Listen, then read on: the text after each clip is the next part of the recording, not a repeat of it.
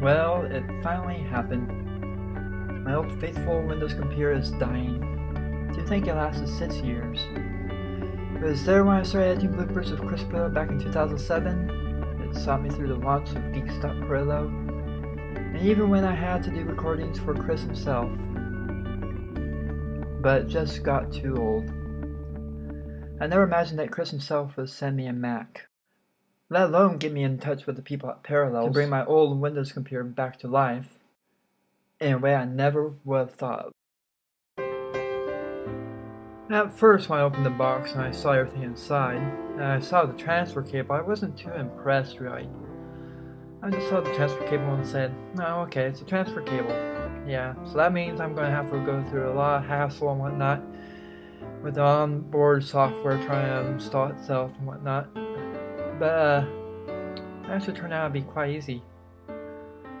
I started by loading the software onto my Windows computer because I was afraid that it would die soon. So I waited for it to boot, and I had quite a bit of trouble. The stubborn thing decided that besides having the bad habit of just randomly shutting off, it had a really bad habit of not really wanting to boot either. So I gave it a couple of love taps now and then, just to make sure that it would perform as I required.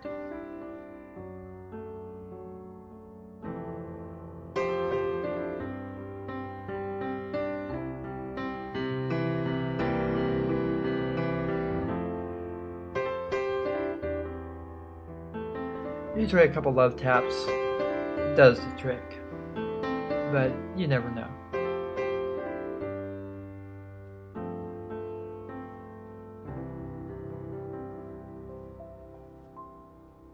After I got to actually boot, I went a step further and decided, okay, well, let's go ahead and just right now try and get it installed.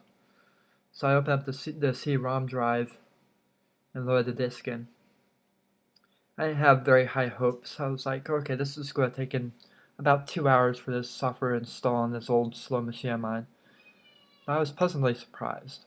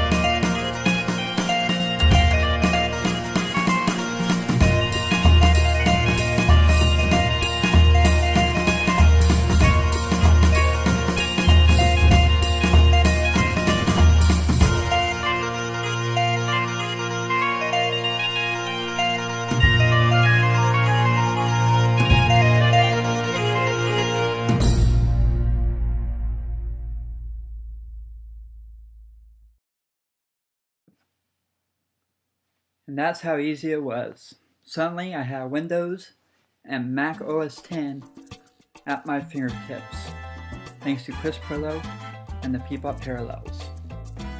You would not believe the advantages of having both operating systems at your fingertips at the same exact time.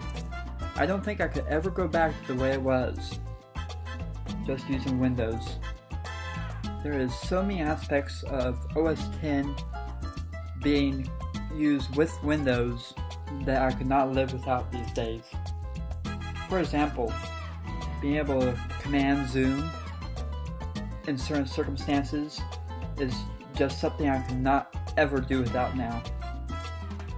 And there are many other advantages too, like being able to use GIMP without having to use Wine, and being able to use my favorite browser, Firefox, the way it was on Windows, is just something I could not live without.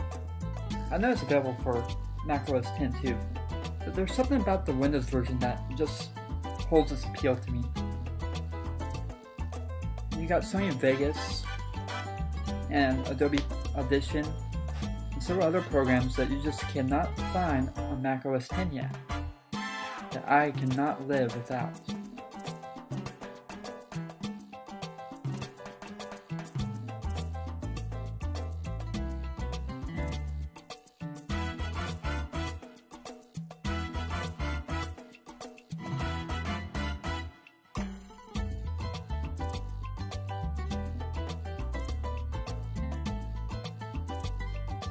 I'm so glad that this has happened, and I'm hoping that someday I can help someone else the way Chris Perlow and Parallels helped me.